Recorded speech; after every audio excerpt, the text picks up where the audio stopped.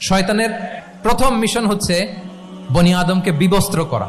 আল্লাহ তাআলা আদম আলাইহিস সালাম হাওয়া আলাইহিস সালামকে বলেছিলেন যে নিষিদ্ধ গাছ যেও না, খেও না। শয়তানের প্ররোচনায় খেয়ে ফেলেছিলেন, সাথে সাথে জান্নাতের পোশাক খুলে পড়েছে। তার মানে শয়তানের প্রথম মিশন হচ্ছে মানুষকে কি করা? নগ্ন করা। তাহলে আমাদের বোনদেরকে এমন ভাবে তাদের সামনে উপস্থাপন করা হচ্ছে, প্ররোচিত করা হচ্ছে এবং বলা হচ্ছে নগ্নতার পথে যে বেশি হাঁটে সে নাকি তত সাহসী নারী। নাউযুবিল্লাহি মিন যালিক। তাহলে এই যে মানব জাতিকে বস্ত্রহীন করা, এটা শয়তানের একটা মিশন। তার বিপরীতে ইসলাম নারীকে সম্মান দিয়েছে, সম্মান করেছে। যে ঘরে প্রথমে কন্যা জন্মায়, খায়রুকুম মান বুখিরা বিল উনসা, সে ঘরটাকে আল্লাহ তাআলা বরকতময় করে দেয়। স্ত্রী হয়ে যখন ঘরে যাবে, যে ব্যক্তি তার স্ত্রীর কাছে সেরা, পরিবারের কাছে সেরা, সে সবার কাছে সেরা, সে আল্লাহর কাছে সেরা। সুবহানাল্লাহ। এবং কোন মা যদি সন্তান জন্ম দিতে যে মারা যায়, কিয়ামতের দিন আল্লাহ তাআলা ওই মাকে শহীদদের কাতারে দাঁড় করাবেন।